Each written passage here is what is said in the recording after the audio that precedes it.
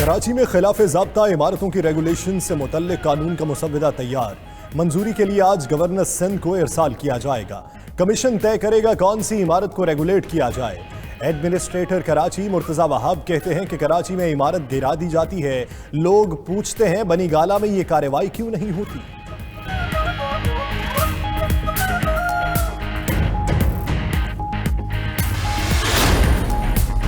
سندھ بھر میں انسداد تجاوزات آپریشن فوری روکنے کا فیصلہ، کراچی سے کشمور تک جاری انسداد تجاوزات آپریشن عارضی طور پر معطل کیا جائے گا۔ سندھ حکومت نے انسداد تجاوزات آپریشن روکنے کے لیے آرڈیننس تیار کر لیا، مسودہ آج گورنر کو ارسال کیا جائے گا۔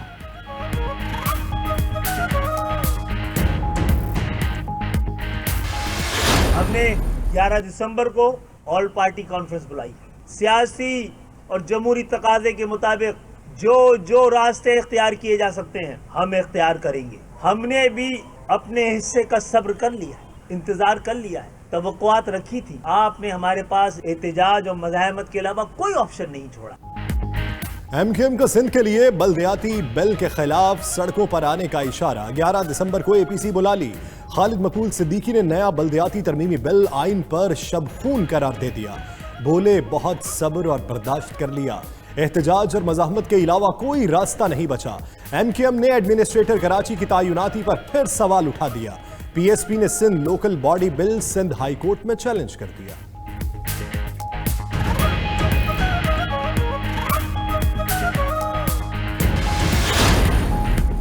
یوٹیلیٹی سٹورز پر غیر معیاری اشیاء کی فروخت اور کرپشن کے الزامات، پی ایس ای برہم پبلک اکاؤنٹس کمیٹی نے سٹورز مکمل طور پر ختم کرنے کی تجویز دے دی۔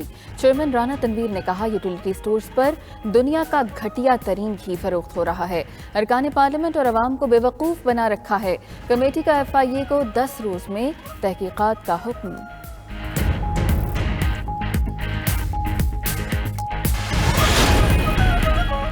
پیٹرول پر ڈیلر مارجن 99 پیسے بڑھا کر 4 روپے 90 پیسے، ہائی سپیڈ ڈیزل پر 83 پیسے بڑھا کر 4 روپے 13 پیسے مقرر۔ اقتصادی رابطہ کمیٹی نے پیٹرولیم ڈیلرز مارجن میں اضافے کی منظوری دے دی۔ پیٹرول اور ہائی سپیڈ ڈیزل پر او ایم سی مارجن میں 71 پیسے فی لیٹر اضافہ، پیٹرول اور ہائی سپیڈ ڈیزل پر آئل مارکیٹنگ کمپنی کا مارجن بڑھا کر 3 روپے 68 پیسے مقرر۔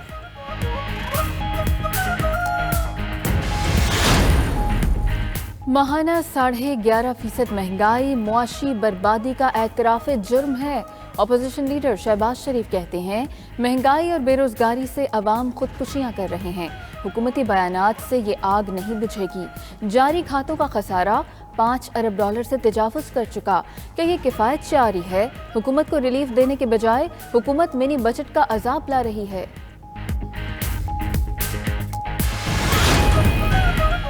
عام آدمی کے استعمال کی اشیاء کی قیمتوں میں کمی آ چکی، ترجمان وزارت خزانہ مزمل اسلم کا دعویٰ، کہا عالمی مارکیٹ سے منگوائے جانے والی چیزوں کے حوالے سے بے بس ہیں۔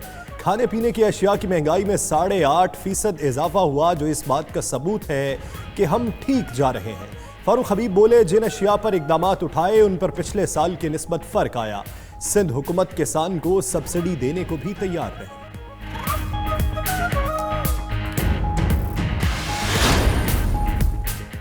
وزیر اعظم عمران خان سے چیئرمین سینٹ صادق سنجرانی اور وزیر اعلیٰ بلوچستان عبدالقدوس بزنجو کی ملاقات، صوبے کے ترقیاتی کاموں اور گوادر کے لیے بجلی کی فراہمی سے متعلق امور پر تبادلہ خیال۔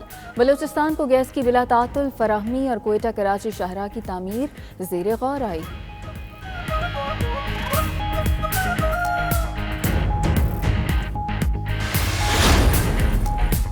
سیکڈ امپلائیز ایکٹ کے تحت برطرف ملازمین کو حکم امتناع پر بحال کرنے کی استدعا مسترد، سپریم کورٹ نے فیصلے تک میڈیکل الاؤنس دینے کی استدعا بھی مسترد کر دی۔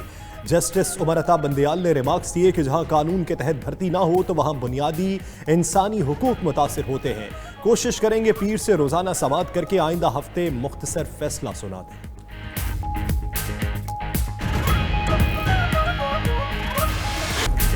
ریاست مدینہ میں دیگر مذاہب کا بھی خیال رکھا جاتا ہے، کوئی ایسا بل پاس نہیں ہوگا جو انجیل یا بائبل کے خلاف ہو۔ شیخ رشید کا لیڈرز کانفرنس سے خطاب، مزید بولے اوورسیز پاکستانیوں کو ووٹ کا حق ملنا پاکستان کے 80 حلقوں کے نتائج پر اثر انداز ہوگا۔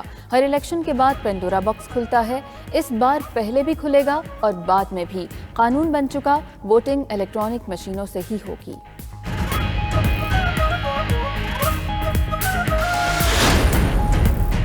آٹا، ادویات اور کورونا میں اربوں کی کرپشن ہوئی۔ نیب کو ہمارے سوا کوئی آپشن نظر نہیں آ رہی۔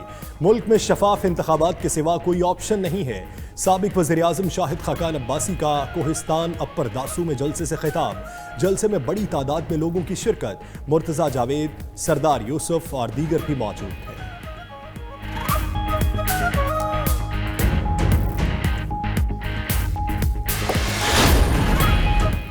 پی ایس سی کا اجلاس، چیئرمین نیب کے پیش نہ ہونے کے معاملے کی بازگشت۔ چیئرمین رانا تنویر نے کہا، ڈی جی نیب نے جھوٹ بولا اور کہا کہ چیئرمین نیب لاہور میں کیس سن رہے ہیں۔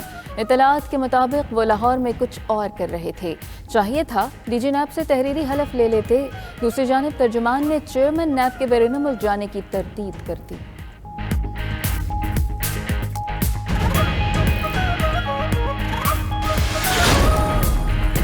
Protection of journalist and media professionals act 2021 پر دستخط کی تقریب۔ وفاقی وزیر اطلاعات فواد چودھری کا کہنا ہے کہ حکومت کارکن صحافیوں کے پیچھے کھڑی ہے، ان کے حقوق کا تحفظ حکومت کی ذمہ داری ہے۔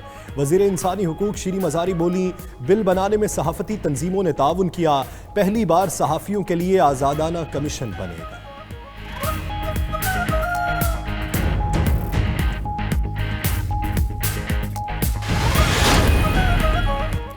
سندھ ہائی کورٹ میں موہٹا پیلس کیس کی سماعت۔ 2 رکنی بینچ نے موہٹا پیلس کا نام تبدیل کرنے کا حکم معطل کر دیا۔ سنگل بینچ نے موہٹا پیلس کو قصر فاطمہ لکھنے اور کہنے کا حکم دیا تھا۔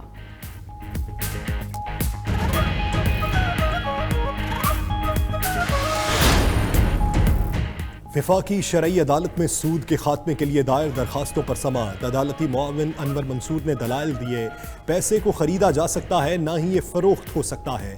1000 روپیہ دے کر 2000 مانگنا رہا کے زمرے میں آتا ہے۔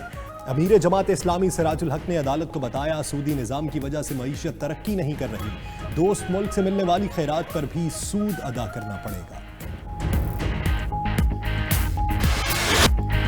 ملک میں کورونا سے بچاؤ کے لیے لازمی ویکسینیشن مہم کا آغاز۔ عوامی مقامات پر ٹیمز موجود، جو پکڑا گیا موقع پر ٹیکہ لگے گا۔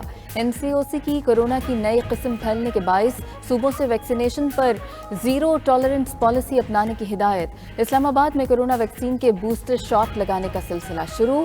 ہیلتھ کیئر ورکرز اور 50 سال کی عمر کے افراد کو بوسٹر شاٹ لگانے کا عمل جاری ہے۔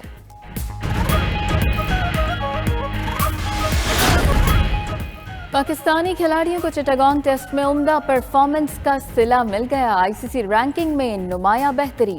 شاہین افریدی پہلی بار ٹاپ 5 بالرز میں شامل۔ حسن علی بھی 5 درجے چھلانگ لگا کر 11ویں نمبر پر آ گئے۔ Century maker opener Abid Ali نے کیریئر بیسٹ 20ویں پوزیشن حاصل کر لی۔ کپتان بابر اعظم کی تنزلی 7ویں سے 8ویں نمبر پر چلے گئے۔